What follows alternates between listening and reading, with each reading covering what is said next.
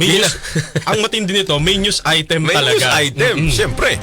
Ginawaran po mga kasama ng parangal ng Public Attorney's Office of PAO bilang outstanding broadcaster. Ito, nasa harap ko, ang kuya ng bayan, si Kuya Xander Cayabyab, sa kanyang acceptance speech na ginanap sa awarding ceremony sa PICC sa kagabi sa Pasay City. Kinilala po ni Kuya Xander Cayabyab ang mahalagang gampanin ng mga abogado at kawani ng PAO sa pagtulong sa mga nangangailangan ng libreng legal assistance. Ito ang unang gawad na natanggap ng partner Xander Cayabyab mula sa PAO. Kuya Xander,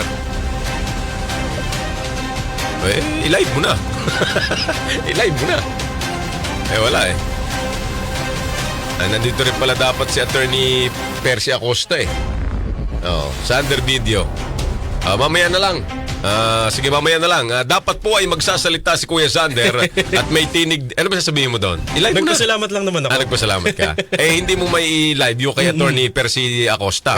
Ang chief po ng Public Attorney's Office. Batay sa PAO 2022 Accomplishment Report, umabot sa 288,752 na mga kaso ang naipanalo ng PAO pabor sa mga litiganteng kanilang natulungan. Kuya Xander, congratulations. Maraming salamat, Prof. Ricky.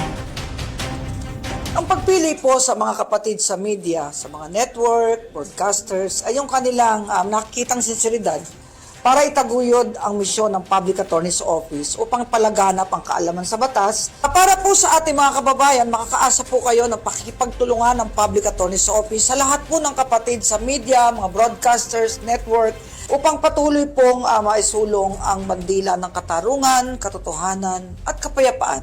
Ito po ang aming first award from PAO at ang aming unang award din with RMN DZXL 558. Kaya nagpapasalamat po ako kay PAO Chief Attorney Persida Acosta, sa ating pong RMN Executive Vice President and COO Sir Rico Canoy, at sa lahat po ng mga tagapakinig at tagapanood ng RMN DZXL News. Asahan po ninyo ang mas marami pang magagandang programa mula po sa amin. Maraming salamat po. Parang kamukha mo dun si Congressman Sandro Marcos. Sandro Marcos o si Alden Richards. Alden El Chico. Yun po si Kuya Xander Tsaka yung isa po ninyong narinig at napanood ay ang Chief ng Public Attorney's Office, Attorney Persida Rueda Acosta.